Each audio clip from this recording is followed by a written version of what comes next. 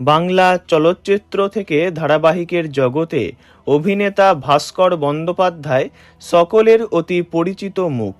বর্তমানে তাঁরই পরিবারে নেমে এলো গভীর শোকের ছায়া। মাতৃহারা হলেন অভিনেতা ভাস্কর বন্দ্যোপাধ্যায়। গত 20শে মে মাকে হারিয়েছেন তিনি।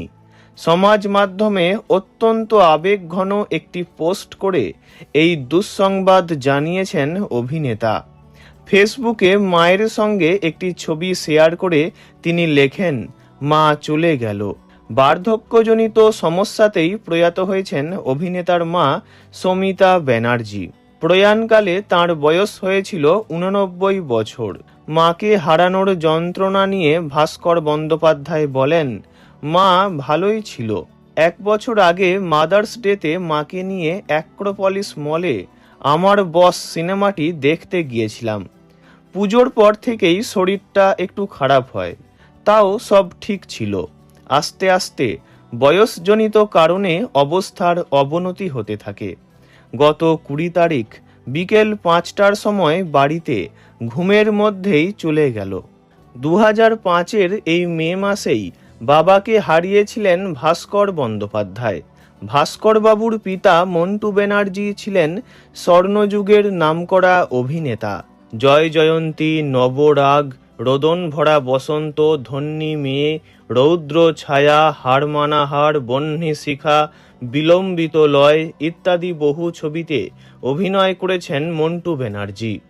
ভারাক্রান্ত হৃদয়ে অভিনেতা বলেন, 21 বছর আগে 18ই মে বাবা চলে গিয়েছেন, আর মা চলে গেল 20শে মে। বাবা মার বিয়ে হয়েছিল 4ঠা মে। এক বৈশাখে দেখা হলো দুজনার। এই গানটা যেন বাবা মায়ের জীবনের সঙ্গে জড়িয়েছিল। একদিন সবাইকে যেতে হবে।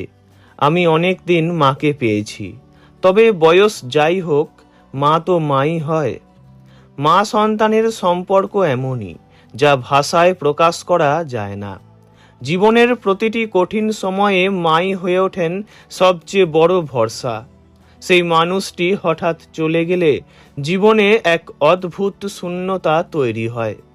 ভাস্কর ব্যানার্জির পোস্টে সেই অনুভূতিরই প্রতিফলন দেখা গিয়েছে।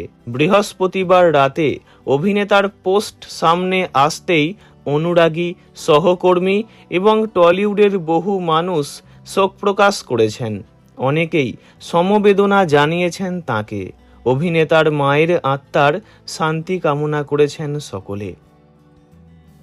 ভিডিওটি এইটুকুই। বিনোদন জগতের সব রকম খবরাখবর জানতে চ্যানেলটি অবশ্যই সাবস্ক্রাইব করবেন। ধন্যবাদ।